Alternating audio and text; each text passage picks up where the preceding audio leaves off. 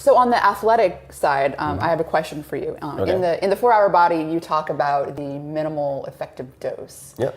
And you mention high intensity interval training and how you can get long lasting effects with just less effort basically. And at first I was like, and then you went on to talk about biomarkers, like that studies that have shown high intensity interval training increases mitochondrial biogenesis as much, if not more, than let's say like an hour and a half or something of cardio. Yeah. And then you went on to the brain, which that was my real concern. I was like, well, fine, if you're gonna get the same amount of muscle mass or more from doing this, that's great. But what about the brain benefits? Because I'm interested in staving off Alzheimer's. Like I mentioned, I've got an increased risk. So, exercise has been shown to people with ApoE4 allele are much, much less likely to get Alzheimer's if they exercise more intensely, the better.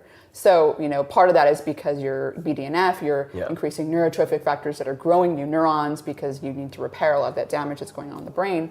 So I'm interested in whether or not you are still engaging in, high intensity interval training and what, if anything, you measure to know that the minimal effective dose is working.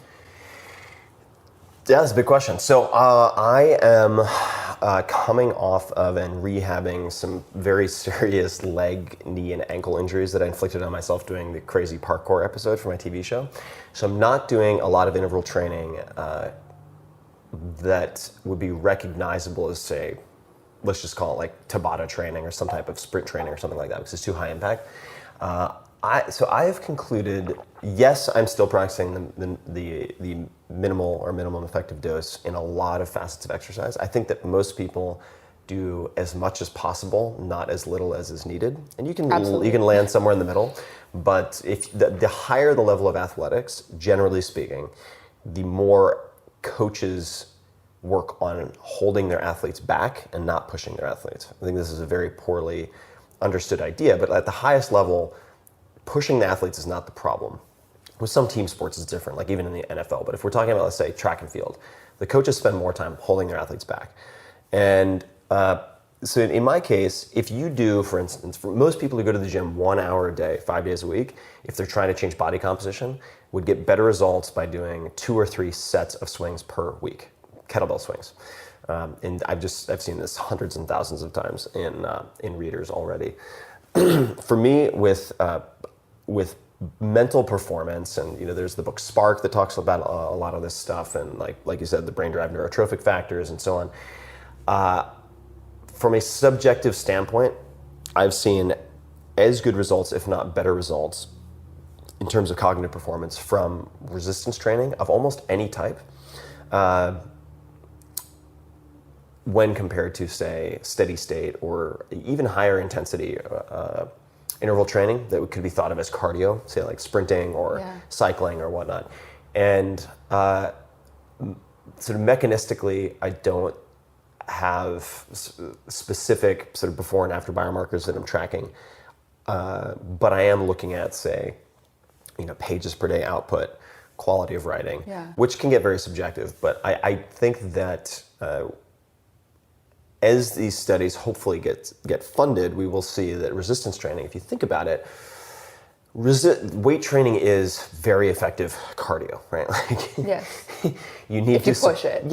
Either way, like if you're using, and Doug McGuff has talked about this quite a bit, but if you're utilizing musculature to move your body through space, particularly with resistance, your heart has to work really hard generally to supply all the necessary nutrients and so on to get that job done.